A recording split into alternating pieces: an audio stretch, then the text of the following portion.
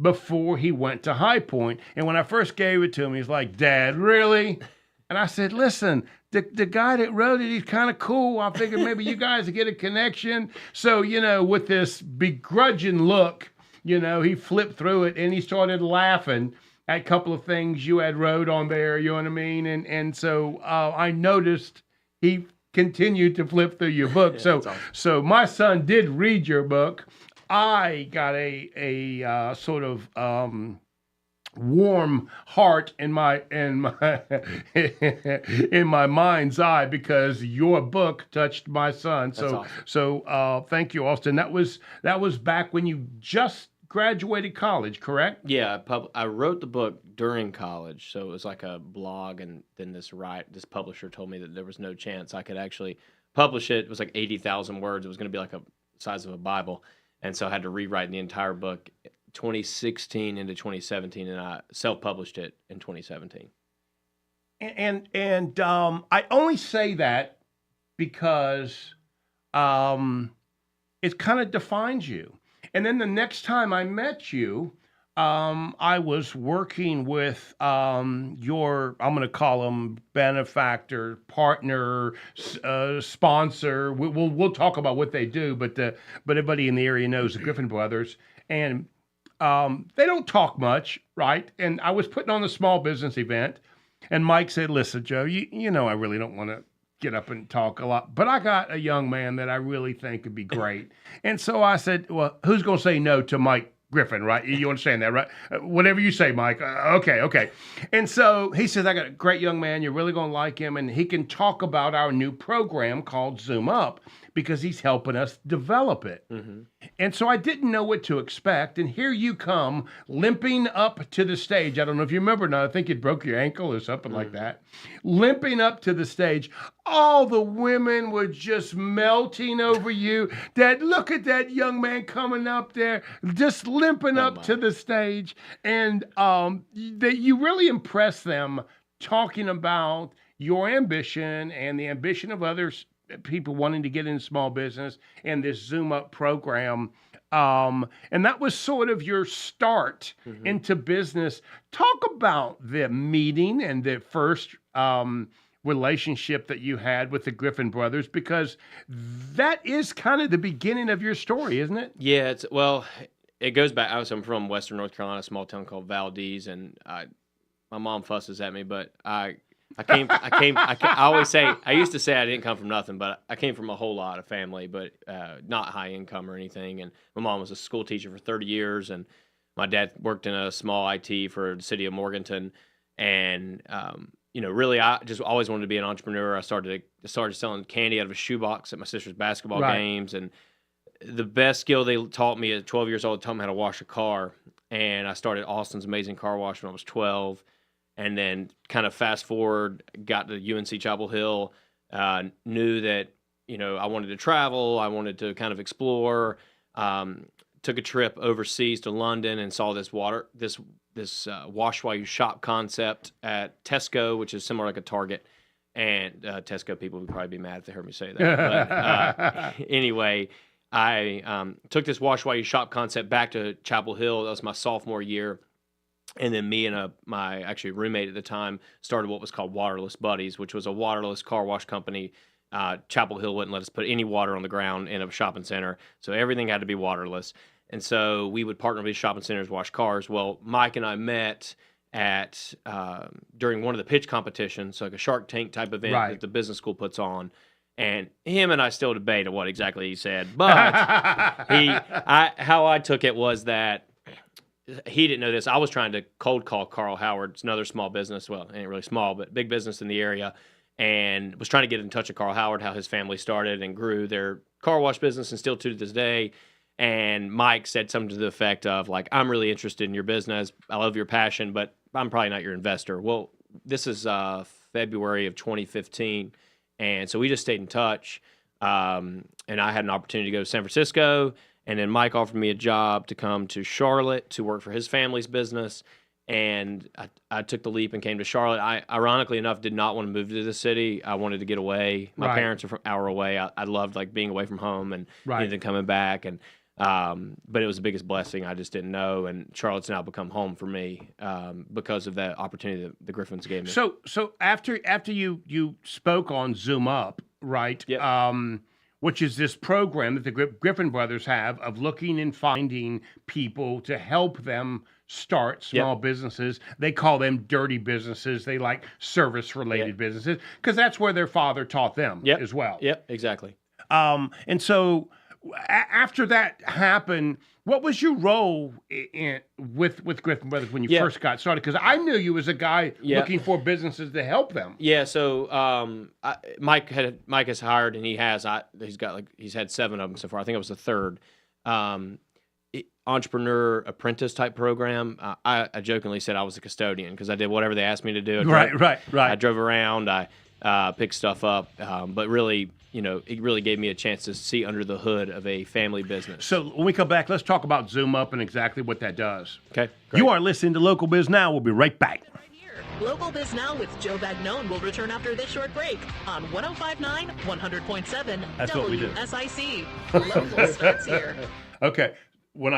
That's just showing you how many seconds are left. Okay, gotcha. I'm sorry. I should have told you that. No, you're good. I was kind of getting the vibe like. I'm surprised the new boy knew to put that up there. Good job, dude. Good. You've given me no reason to pick on you yet, man. That's a problem. How you gonna get a nickname if you don't do something wrong? He's just new boy for a while. I'm sure it'll happen at some point. Oh wait, that was wrong. Okay, so in 5 minutes, Bill Russell was going to call us. Okay. And we're going to talk with him for about 10 minutes. So be prepared that we may be interrupted by Bill. Okay, perfect. When Bill is on the phone, just kind of give me a wave, and you'll hear me sort of bring him in. Okay. And I want to talk about the Small Business. Do you know much about Small Business Expo? Okay. Yeah. Do you do a lot of commercial work? Yeah. Then you should know about Small Business Expo tomorrow, and you should try and go by there also. Okay. It literally is 222 or so, we'll find out exactly from Bill, small business people in the area that set up little tables and booths, and then it's open to the public. Where's it at? It's in the Huntersville Aquatic Center. We're broadcasting from there too. We'll be there a lot going live. Will you? By the booth, come hang out. That's awesome. But it's a great place for you to meet owners that are looking for that type of, great. Awesome. So anyway, so Bill's, I always like to help the chamber with stuff. Gotcha. So I want to give him a couple of minutes to talk about it. Cool. We joke about it because I've just been here for so long, and this is a small business show. Just about everybody in and around the station has come through the show, so I call them my mentees. So Bill Russell's got his own show now. So there's about 12 people that have their own shows. All of them have been through the show at some point, and I call them my mentees. Fair enough. It's just kind of fun. Pick on them. All right, we're coming up on 30 Are we ready to go? Yep. Just so you know, you got 9 seconds, and then that blue is the intro, the 10-second intro. Got it. At the end of the month, you're going to have this figured out. On 105.9, 100.7 WSIC. Local starts here. Yeah. You are listening to the #1 live talk business show in North Carolina. We hope to inspire, inform, and entertain you because that's what we do here at News Talk WSIC, 105.9 FM, 100.7 FM, 1400 AM. I am Joe Vagnone, and I am here with my friend, whether he will admit it or not, and most of the time they don't admit it, Austin Helms. He's the founder, partner of New Blue Services. Austin, my friend, thank you for being here. I appreciate it. Yes, sir. So you're kind of warming to my heart to watch this young man get started. I feel like I was at the beginning, right? Because I remember Mike talking about the Zoom Up program. Talk a little bit about that, because you you helped them design that, correct? Yeah, Mike used to call it Bub, which was buying ugly businesses or buying unique businesses. And I'm like, if you want to recruit millennials, we got to change the name. You had, depending on who the audience was, you couldn't say Bub, you couldn't say ugly, because if it was a guy who loved his business, you wouldn't even call his business ugly. But anyway, I actually got shirts made that said buying ugly businesses. I can't find them anymore. But yeah, Zoom Up just kind of starts with, just a flip of a startup. Trying to zoom up an existing business. But we I was brought in, and right before they sold their founding business. Actually, I was brought in right after. I took the job because I wanted to work in the tire business, and they said, "Oh, we still have a job for you." But yeah, but no, it was a pretty cool transition. Zoom Up, the whole vision behind it is to invest into young men and women who want to, they have this, Mike calls it the forward focus mentality. So low burn rate, probably no kids at the time, starting the business, 25 to 35 years old, and either acquire, invest, or start from scratch. And they did all three while I was there.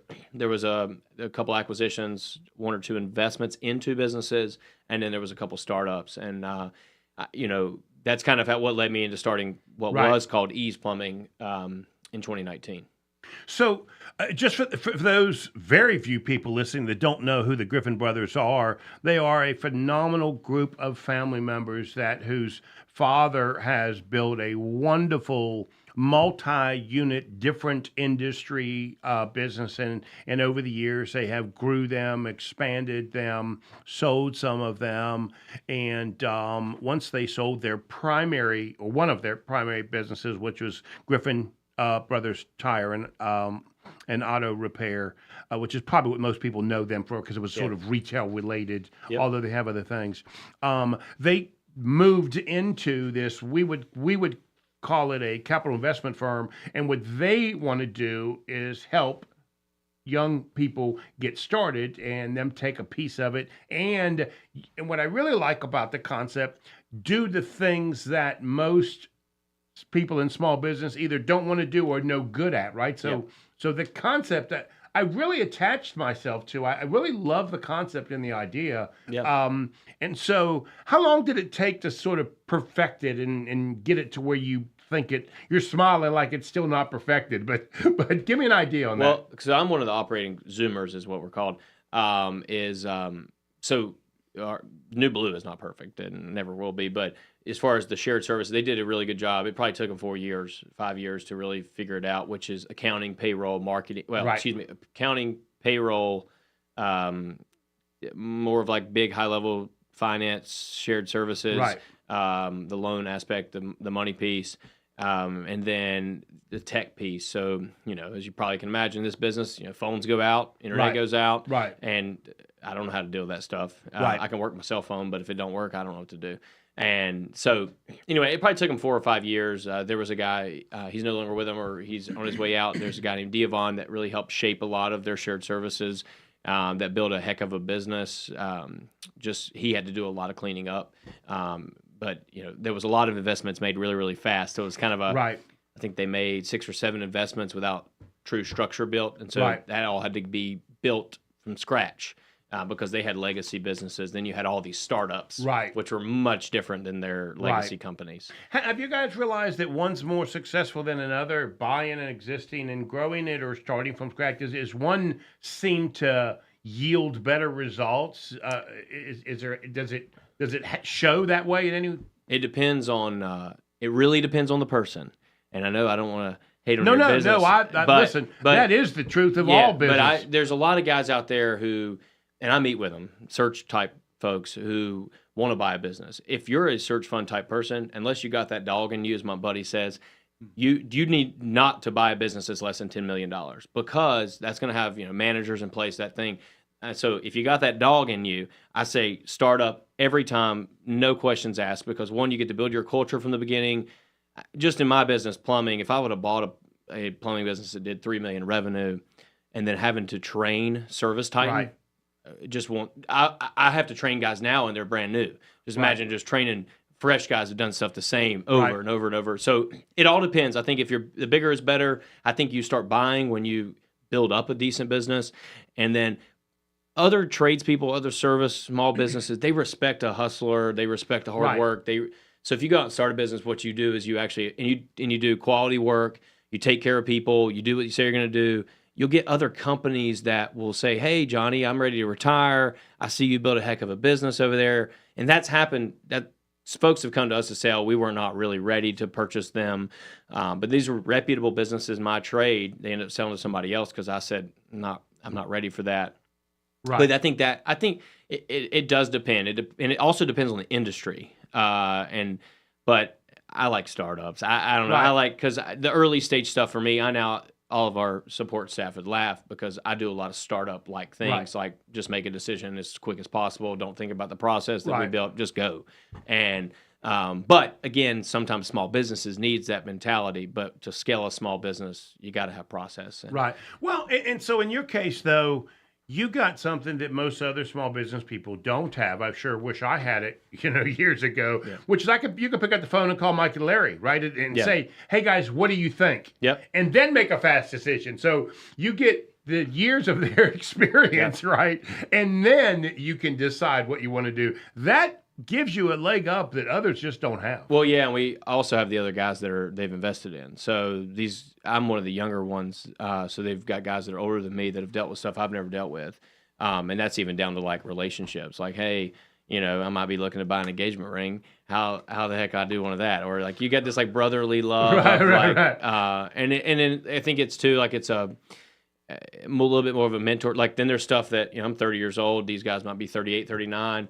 And they may call me, ask for advice. So it's kind of it's like a little give and take. And then a lot of these businesses work together. Like we were up in Western North Carolina giving temporary water. That job came through a sister company that's in the Griffins, a restoration business, Sasser Restoration out of Greensboro, Gibsonville, excuse me.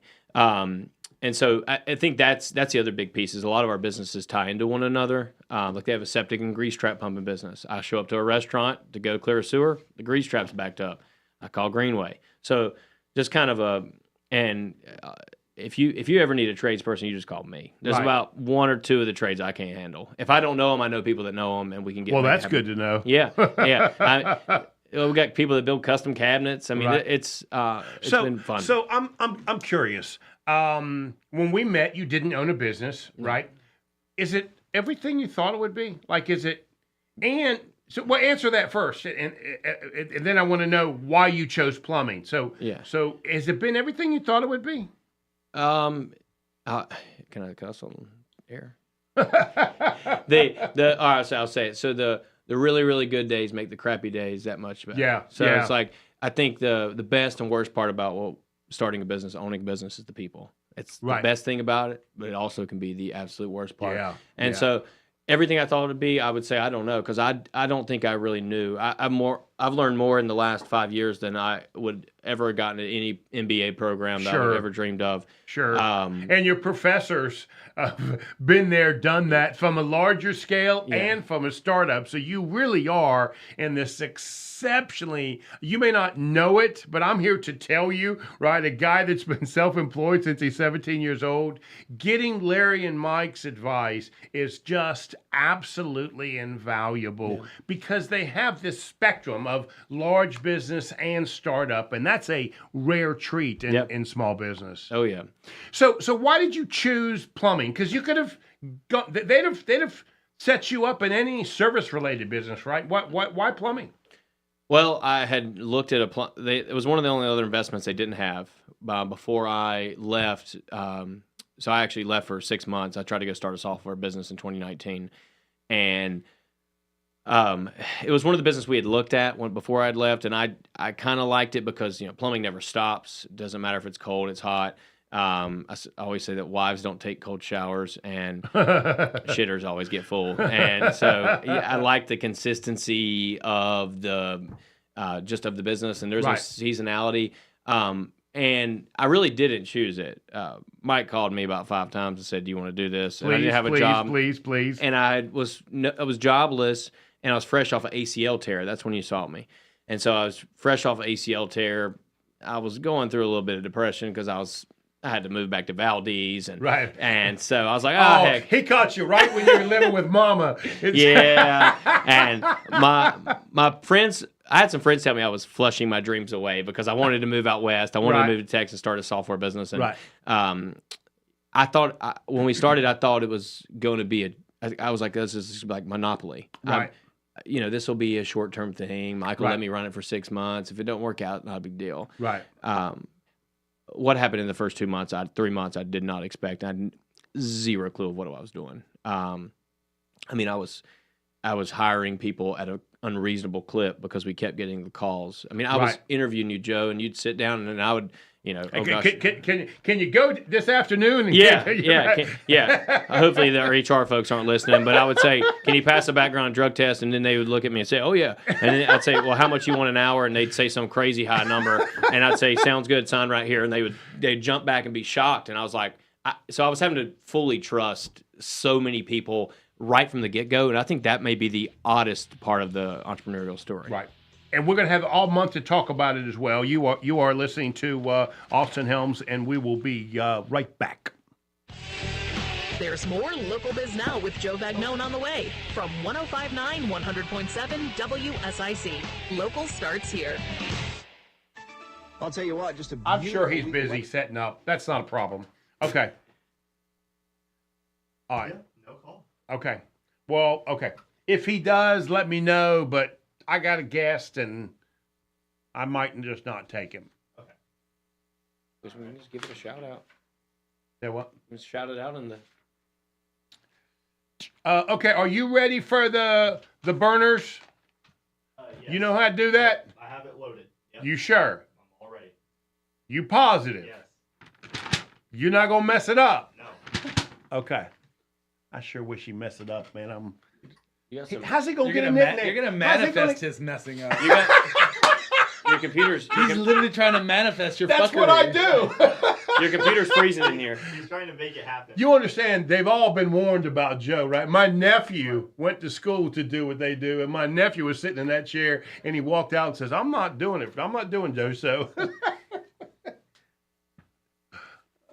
You're freezing up in here.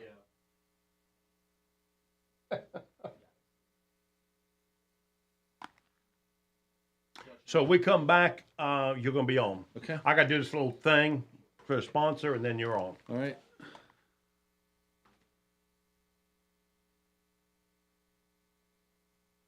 Julie loves you. She's on Facebook saying, tell Austin hi. All right, I said hello. You didn't even have to limp. Huh? No. Those are some sad. Those are some depressing days. Not being able to walk for like 4 or 5 weeks.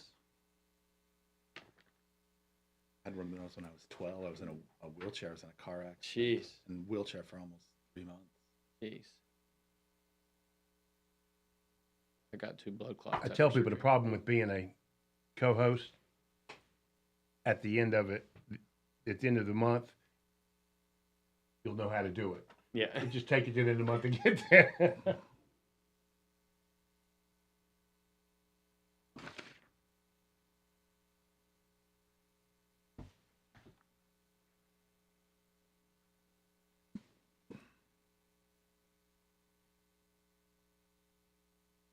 I'm leaving. Don't pick on the kid too much, okay?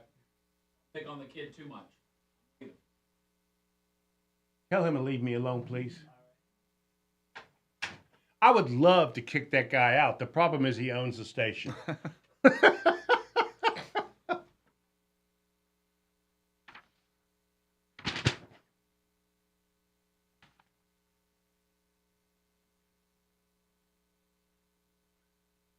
Where are we at? All right, we got about 30 seconds.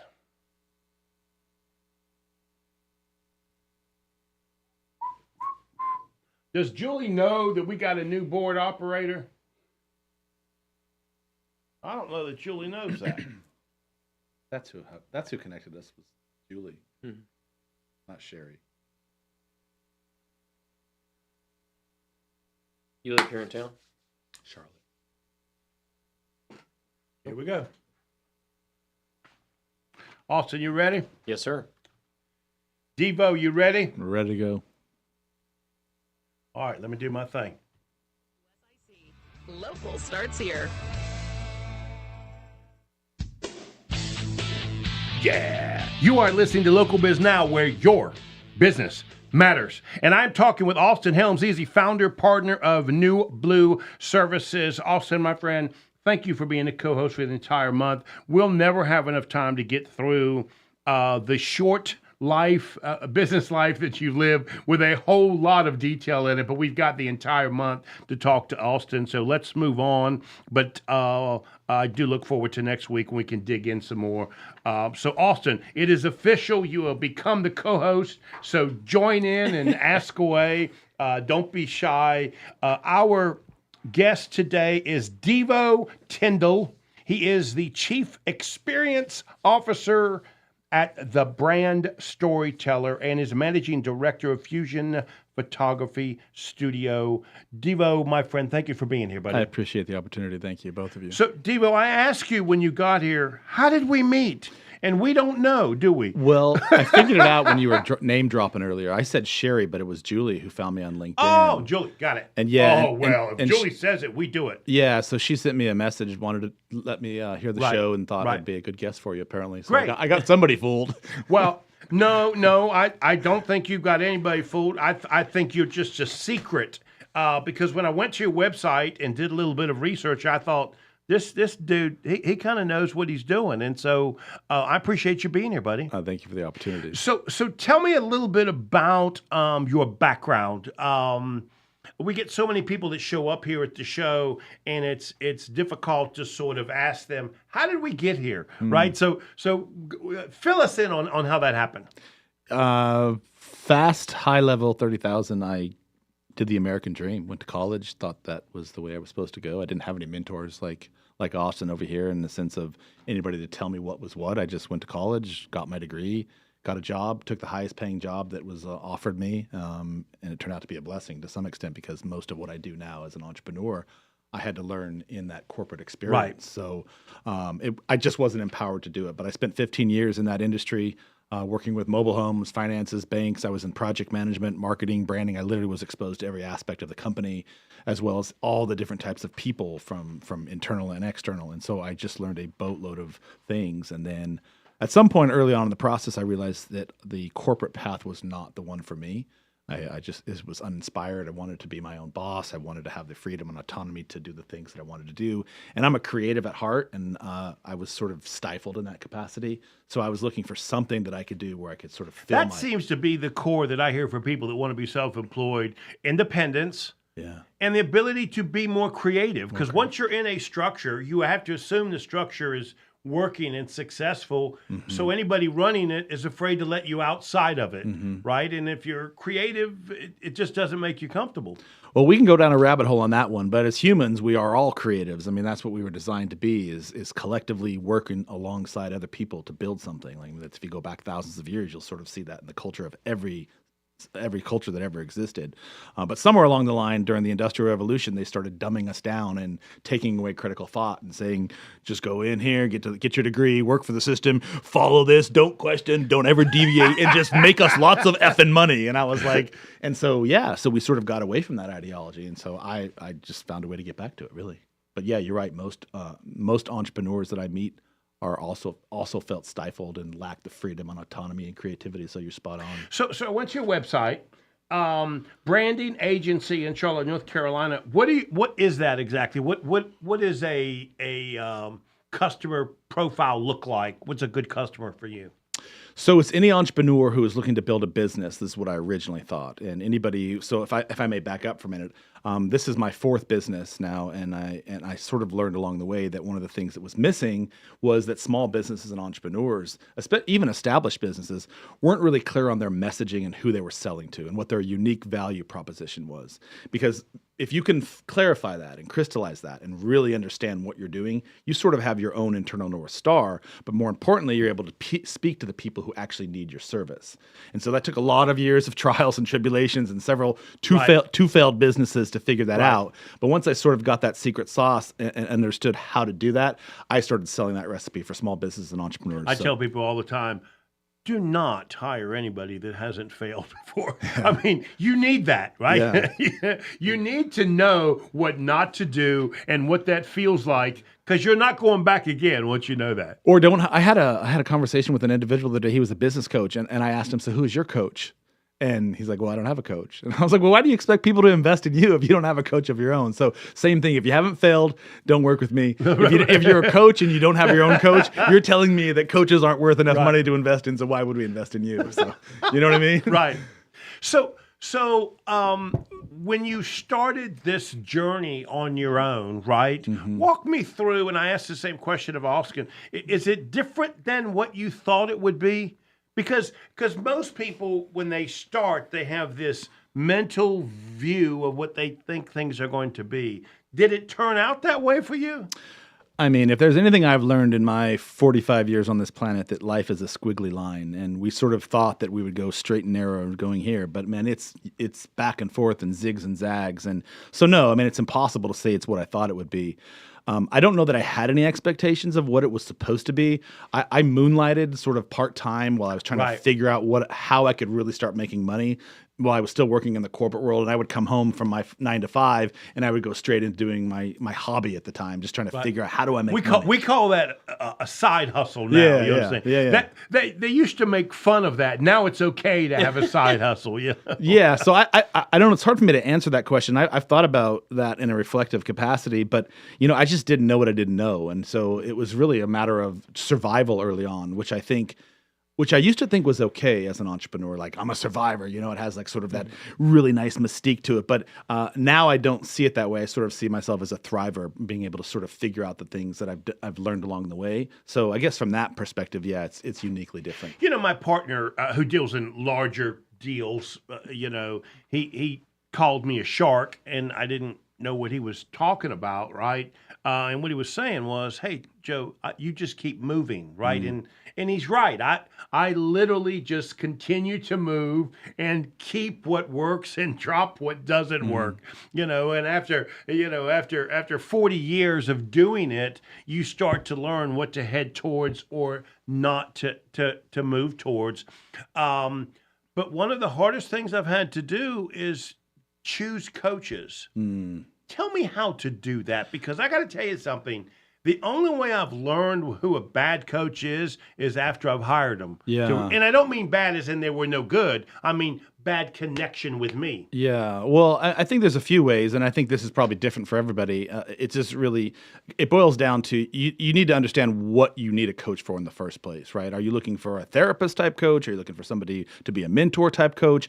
And if you can clearly understand and articulate what the problems you feel like you're suffering from initially, whether it's scaling a business, making more money, imposter syndrome, maybe you have insecurities of unresolved trauma as a child, like who knows? I've got all those. So I was looking for this. I'm looking specifically for a very specific type of person that could come in and be a mentor for me, hold me accountable, and be able to be candid and raw with me when it was necessary, but at the same time, be able to be thoughtful and point out my gaps. So I don't know if there is a recipe for that, but I would say if you're looking for a business coach, do your research on them, ask around, get some credentials from them and references and like have real conversations with some of the people they've worked with.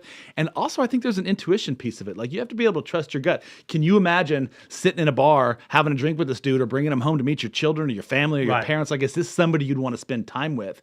Or are they just a really good salesman or saleswoman? So again, for me, it was just, and by the way, I'm like you, I failed with a couple of opportunities with coaches in the past.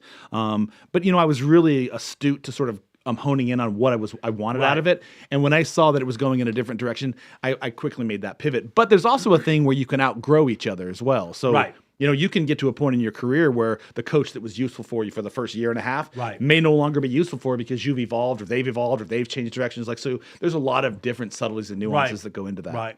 So when I look at your website, I kind of see you as this marketing coach. Is that a fair assessment of that? No, I'm a branding coach first and foremost, but I have built a marketing team around me to help me with the branding. So, but I am a coach for all intents and purposes. So yeah, but branding is really at the core of what I do. And just to clarify, brand, a lot of people think branding is just a logo and a nice website, and it's not.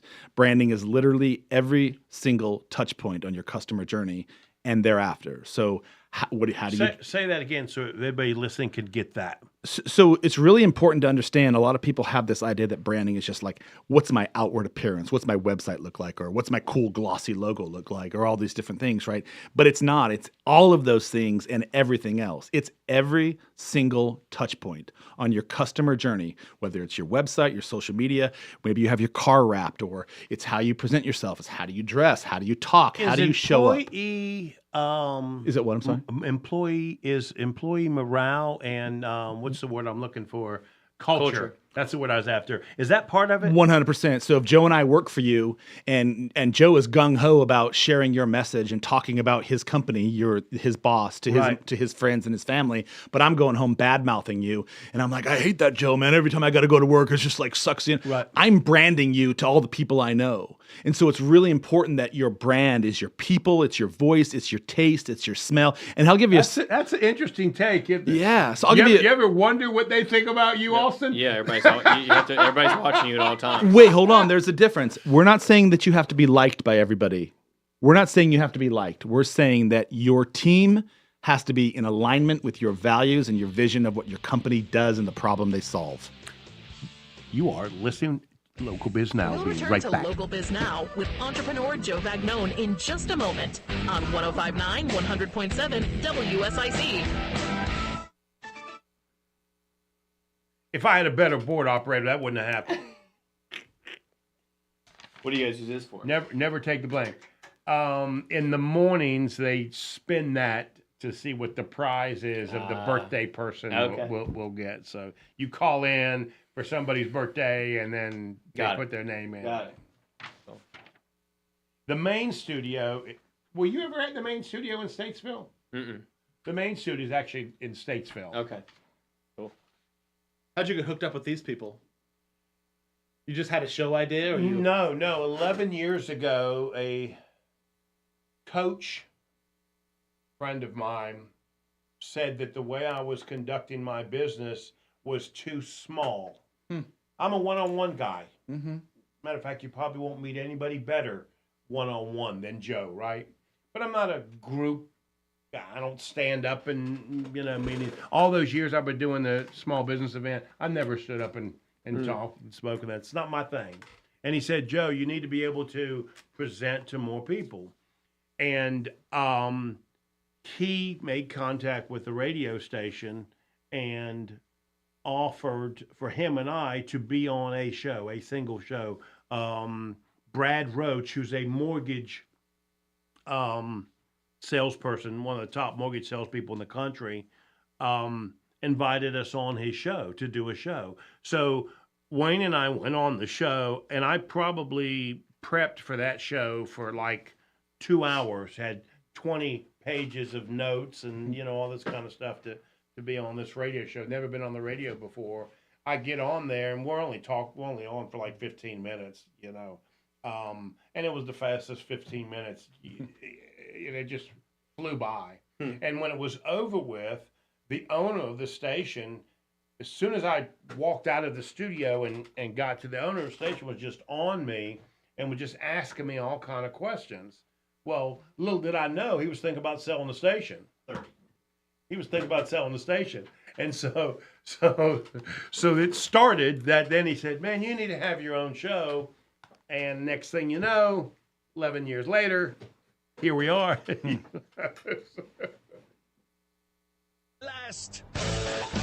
Local Biz Now with Joe Vagnone continues now on 105.9, 100.7 WSIC. Local starts here.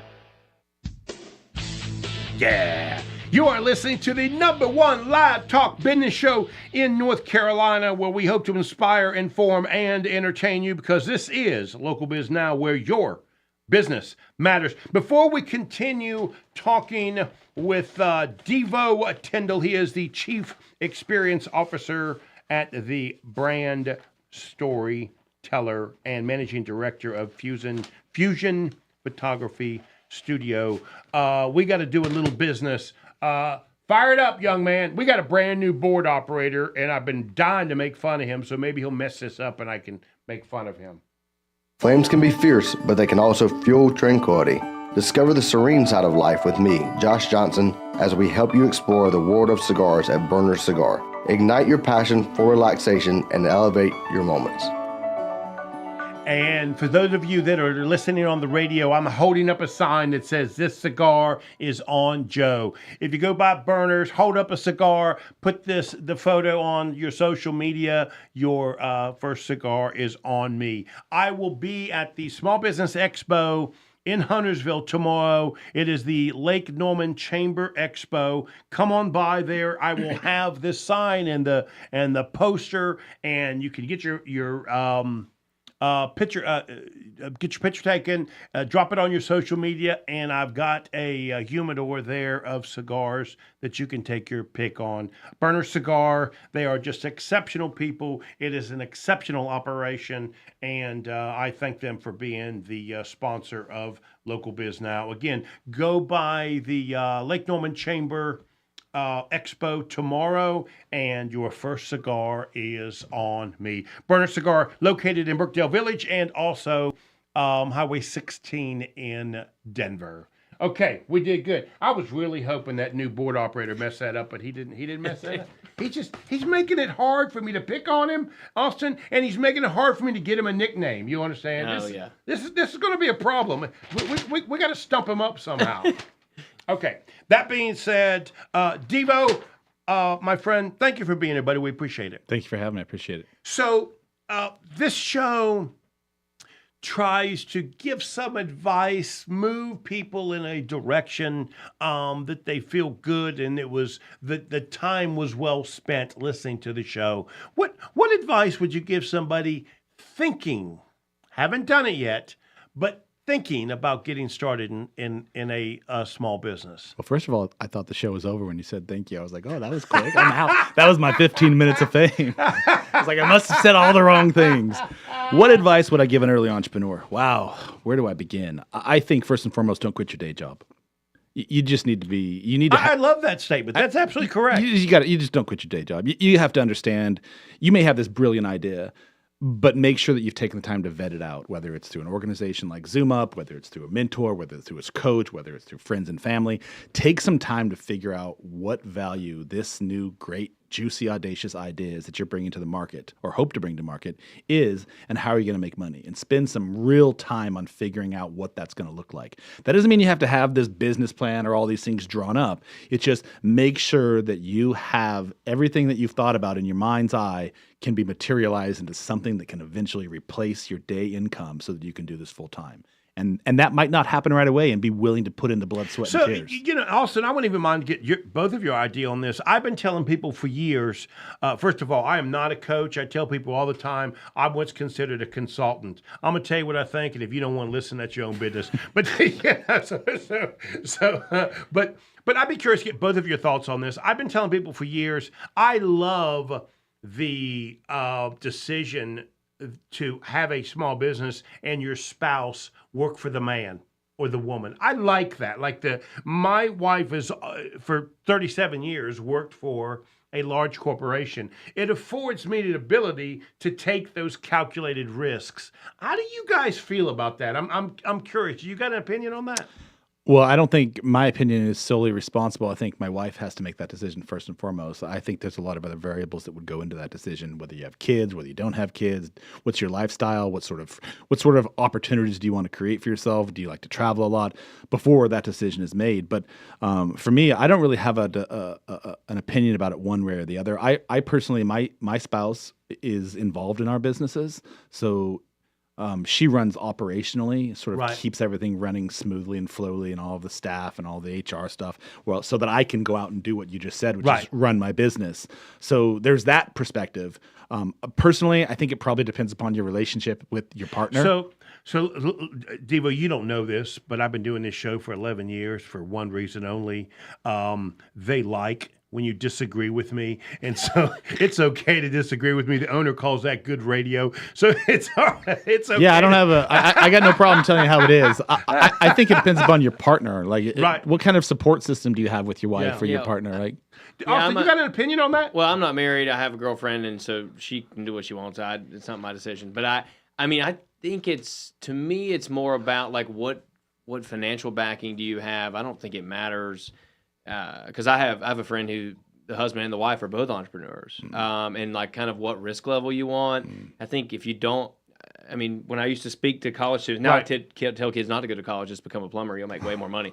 But you know, I think that you're in a fail-free zone until you have children, until you have like a child. And I don't have a child, so like if I go and lose everything, I know Mama Amy Helms will take me right back, and I can sleep on the couch. That's right. Now, I might get humbled and I'll be a little depressed, but I can go home. And that I think that piece is like, I'm so blessed just to have that. I mean, and like that, I agree. So I think it's just it really all depends. And you know, I don't know. I know some badass women entrepreneurs and some guys who stay at home and they work for the man. So I don't know. I think it really just depends, and it really it depends on where your risk level is, and it also depends on how much money you got behind you and how much money you want to make, and all your back to the forward focus mentality is what's your burn rate.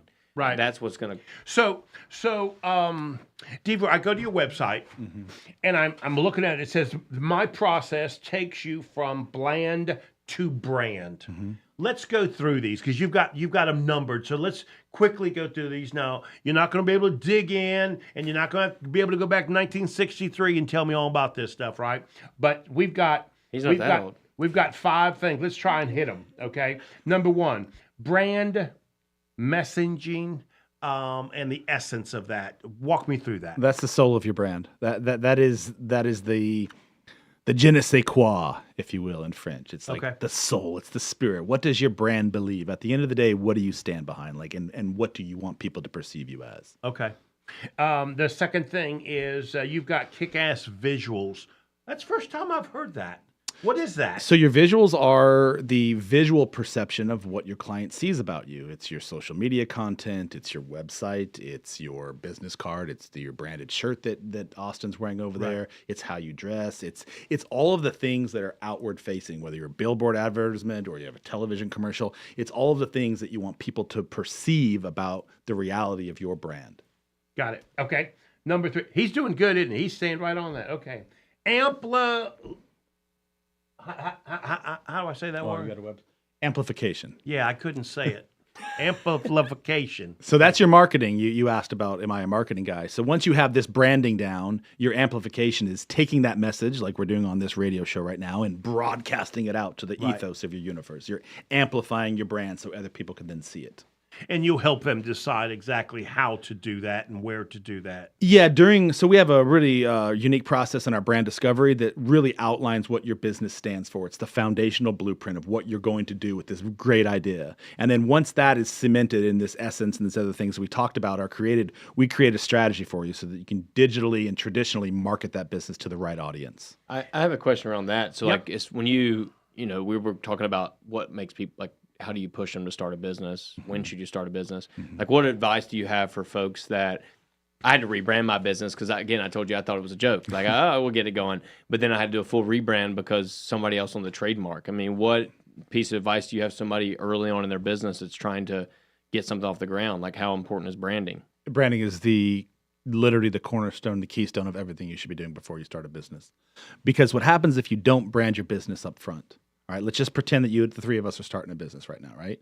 We have this really cool idea, and we just throw egg in the basket, but we don't take the time to clarify our message. We don't take the time to clarify what our North Star is. Why did we start this business? We don't take the time to clarify what problem do we solve for our customer. What makes your plumbing business or all your other awesome adventures that you're doing uniquely qualified than everyone else doing the same thing? Because there's 1,000 of me, there's 1,000 of you, there's 1,000 of you, right?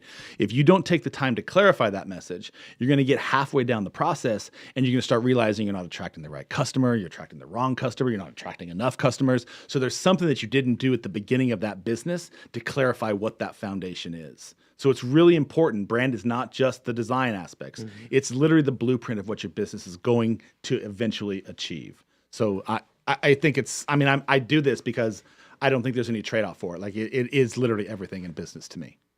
And sometimes as small business people, we just skip past it. 100. We most think of we us. know. We assume so much that's not right. Well, we're so excited. We have this really cool idea. I just want everyone to buy from me. Give me the money. And I want to solve this. I want to do this. And so what happens is we forget to sort of build. It's like a home. Like when you first build a home, what do? build a foundation, right? So next thing is social media. Social media, never before in the opportunity of any small business owner have we had the opportunity to connect with more people on the planet. And if you can figure out how you want to show up on social media and really do that and crystallize that message, you can connect with 7.5 billion people on the planet somehow that might potentially be a network for you, a connection for you, or a buyer from you. So it's really important. We got less than a minute. Optimization. Optimization is just taking all those things that we've done and learning the lessons, looking at the data, looking at the things that worked and didn't work, and then tweaking them and going back at it again. Deevo, if somebody wanted to reach you, buddy, how could they do it? www.thebrandstoryteller.com. One more time, because this is radio, you know. It is the you can find me on the website. It's the fastest way, which is www.thebrandstoryteller.com. And Julie has got that on Facebook for you as well. Sir. Deevo Tindall, thank you, my friend, so much. The brand storyteller. I really do appreciate it, buddy. Thanks. I appreciate the time. Thank you both. Yes, sir. And Austin Helms, founder and partner of New Blue Service Group. Austin, thank you, my friend. I will see you next week. Sounds great. You are listening to Local Biz Now. I am Joe Vagnone. And if it's Monday afternoon, your business matters. See you next week. Thanks, fellas. That was great. Serving you better than ever before.